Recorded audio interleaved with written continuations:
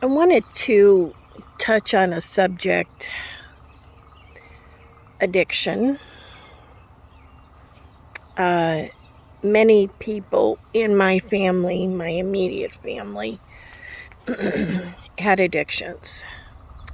My brother died at age 43, which is relatively young, because of his addiction to drugs and especially alcohol. He started drinking at age 9.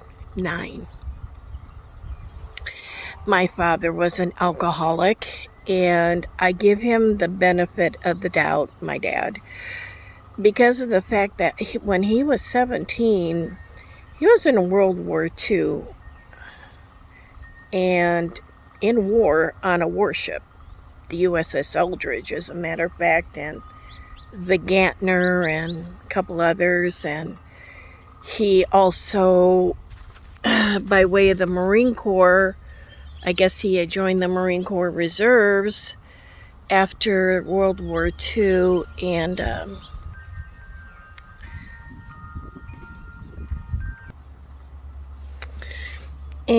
after World War II, I guess he joined the Marine Corps Reserves. Well, guess what? They were called up to active duty to go to Korea. He served in the Marine Corps at Incheon.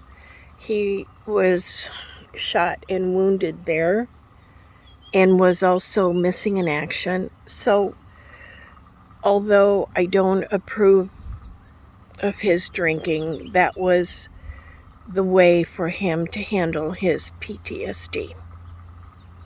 I'm calling it as it is.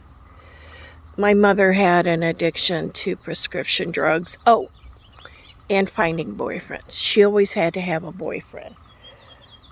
You know, everything was, I have to have somebody in my life to take care of me.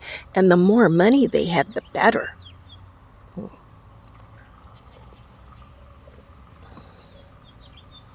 So it's not a wonder that I tended, when I started out on the dating thing, I had no idea what I was doing.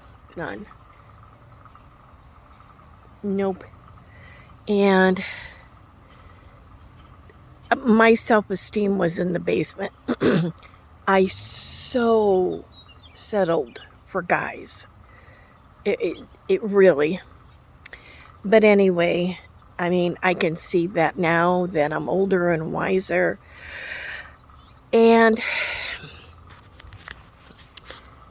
some years ago, I think about 15 years ago, I received a typed letter from a guy I dated at junior in high school. We were both juniors. And because during my high school years, I changed schools every year. So I just had a hard time making friends, and I developed a crush on this guy, schoolgirl crush. And I mean, some of the girls that we took the school bus with found out about it and told him. Terrified me. Anyway, we kind of sort of started to go out, but we weren't really going out. Now, he was a little pothead. That's kind of what people did. Well, he did it, I didn't. And I liked him. He was a good kisser. And we mutually lost our virginity to each other. It was a pleasant experience in that it wasn't a forced thing, so that's good. But anyway, about 15 years ago, I guess it was, I received a letter from him. Hadn't heard from him in 100 years, it seems like. And I was like, and I think it was It came from like upstate New York.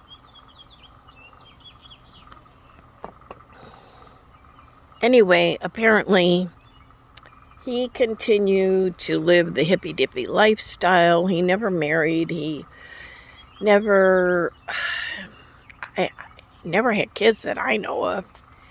And I get this letter, and apparently he has joined AA, Alcoholics Anonymous, or Addicts Anonymous, I don't know. And as part of his 12-step program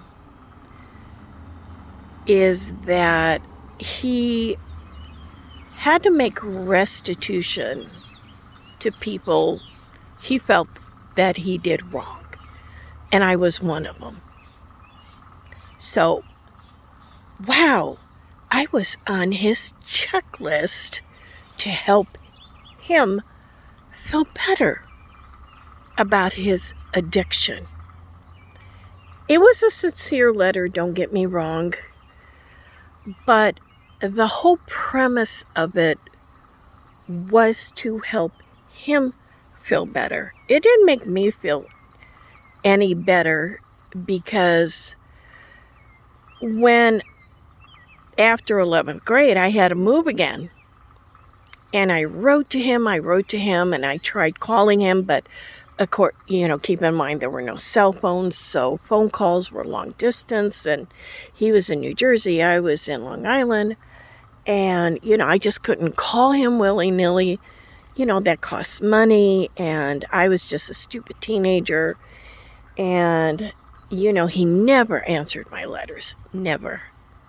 So that was the premise of the apology, is that he just didn't realize how bad he hurt me by never ever responding. Yeah, you son of a bitch, you did. So my issues with trust in men, flew out the window, and you were just the beginning of it. And and I'm not blaming him for my low self-esteem. To a point, it was the start of it. But your letter was to make you feel better, not to make me feel better. So if anybody else is out there and writing these letters, yeah, that's what it's all about. It's about you feeling better, not us.